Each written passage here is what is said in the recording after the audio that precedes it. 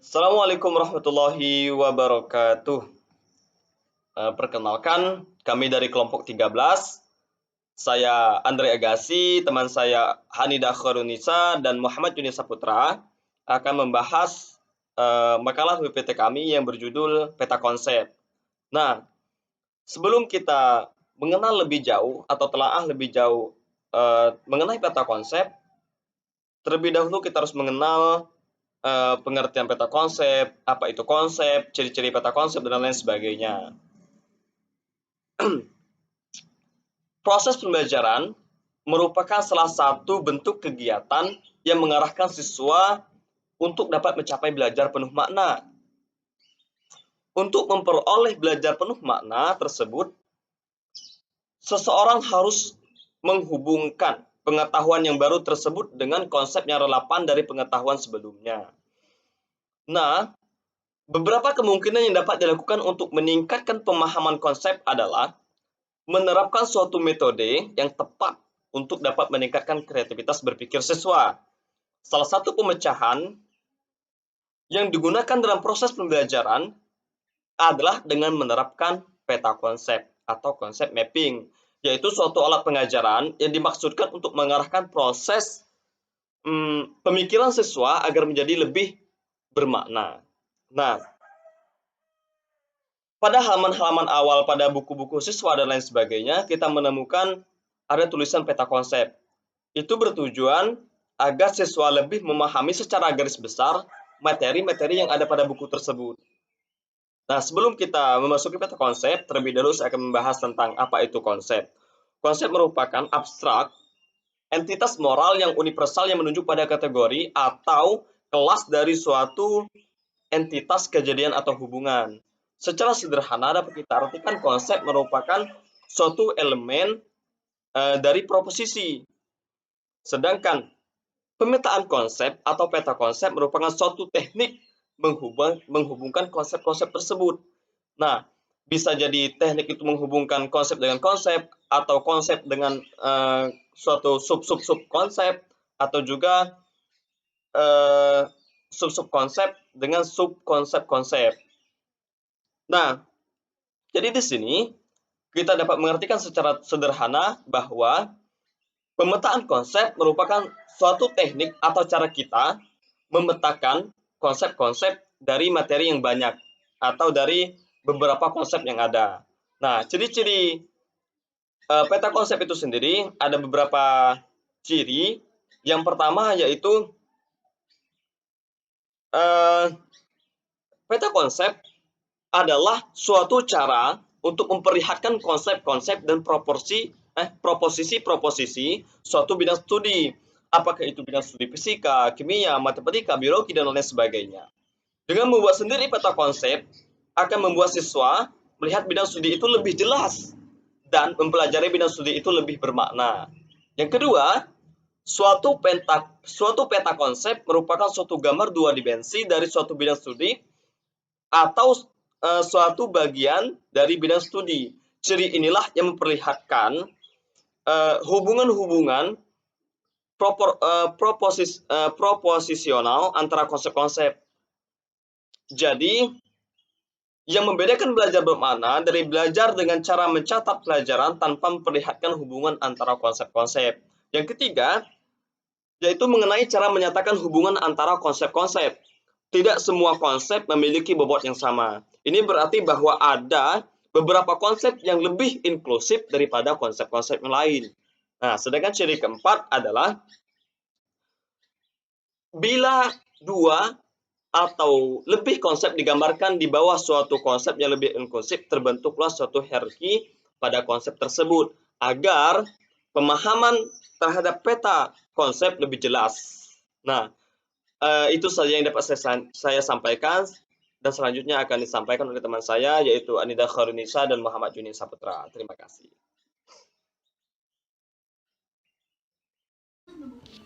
Assalamualaikum warahmatullahi wabarakatuh. Saya Anidah Ratunisa ingin melanjutkan materi yang telah dijelaskan oleh Andre Agassi tadi, yaitu tentang tujuan pembuatan peta konsep. Apa sih tujuan dari tujuan pembuatan peta konsep itu? Yang pertama yaitu menyelidiki apa yang telah diketahui siswa untuk memperlancar proses belajar mengajar. Nah, yang dimana baik guru maupun siswa perlu mengetahui tempat awal konseptual tersebut. Dengan kata lain, guru itu harus mengetahui konsep-konsep apa yang telah dimiliki siswa untuk pelajaran baru yang akan dimulai. Yang kedua, belajar bagaimana belajar. Nah, yang dimaksud itu dengan meminta siswa untuk menyusun peta konsep dari isi bab tersebut. Nah, dengan cara demikian, mereka itu telah berusaha untuk benar-benar memahami isi pelajaran tersebut, sehingga peta konsep itu berfungsi untuk menolong siswa belajar, bagaimana belajar gitu. Yang ketiga, mengungkapkan konsepsi itu salah. Konsepsi itu salah biasanya timbul karena terdapat kaitan antara konsep-konsep yang mengakibatkan proporsi itu salah. Dan yang terakhir, yang keempat, alat evaluasi. Selama ini alat evaluasi itu kan dikenal oleh guru dan siswa terutama pada bentuk tes objektif dan tes esai. Nah, walaupun cara evaluasi ini akan terus memegang peranan dalam bidang pendidikan, teknik-teknik evaluasi ini tuh perlu difikirkan lagi gitu untuk memecahkan masalah-masalah evaluasi yang dihadapi pada dewasa ini. Yang selanjutnya yaitu karakteristik teknik peta konsep. Nah, apa saja sih karakteristik teknik peta konsep tersebut? Yaitu dibagi menjadi 6 bagian. Yang pertama, biasanya berstruktur hierarkis dengan lebih inklusif. Konsep-konsep general di bagian atas, kemudian kurang inklusif. Konsep-konsep khusus diletakkan di bagian bawah peta. Yang kedua, kata-kata yang menghubungkan selalu ada di atas garis-garis yang menghubungkan konsep-konsep. Yang ketiga, peta konsep itu mengalir dari atas ke bawah halaman. Tanda panah digunakan untuk menunjukkan arah hubungan. Yang keempat, sebuah peta konsep representasi atau gambaran pemahaman seseorang tentang sebuah masalah. Yang dimaksud itu misalnya mata pelajaran ataupun topik persoalan. Yang kelima, kekuatan peta konsep berasal dari interkoneksi di antara dan antar konsep-konsep. Yang keenam, perasaan seseorang mungkin terekspresikan ke dalam sebuah peta konsep dengan memasukkan konsep-konsep yang bernada empatis tentang sebuah konsep atau perasaan tidak suka terhadap sebuah konsep atau perasaan stres seperti ketakutan, kemarahan, kesenangan, dan ketertekanan. Terima kasih. Baik, saya Muhammad Yunus Saputra akan melanjutkan pemaparan materi dari rekan saya sebelumnya, Anida Khairutunisa. Jadi materi selanjutnya yaitu adalah langkah-langkah menyusun peta konsep. Dalam bidang sains, peta konsep dapat membuat informasi yang dianggap abstrak menjadi informasi yang bersifat konkret sehingga dapat bermanfaat untuk meningkatkan ingatan terhadap satu konsep. Menurut Arens pada tahun 1997 yang dikutip oleh Trianto pada 2009, langkah-langkah menyusun peta konsep itu ada 4, yaitu sebagai berikut. Yang pertama itu adalah mengidentifikasi ide pokok atau prinsip yang melingkupi sejumlah konsep. Jadi untuk membuat suatu peta konsep, di sini kita harus menentukan ide pokok atau judul secara besar yang melingkupi sejumlah konsep. Sebagai contoh, dapat kita contohkan itu adalah ekosistem. Langkah yang kedua yaitu mengidentifikasi ide-ide atau konsep-konsep sekunder yang menunjang ide utama. Jadi setelah kita menentukan ide pokok, setelah kita menentukan judul secara besar, kita harus mengidentifikasi, kita harus menentukan ide-ide atau konsep-konsep yang menunjang ide utama tadi. Sebagai contoh, itu dapat kita contohkan dengan individu, populasi, dan komunitas yang menunjang ide pokok yang pertama tadi saya contohkan, yaitu ekosistem. Langkah yang ketiga yaitu tempatkan ide utama di tengah atau di puncak peta tersebut. Jadi untuk membuat peta konsep tersebut, kita dapat meletakkan ide utama atau judul besar yang kita tentukan tadi di tengah atau di puncak dari peta yang kita buat.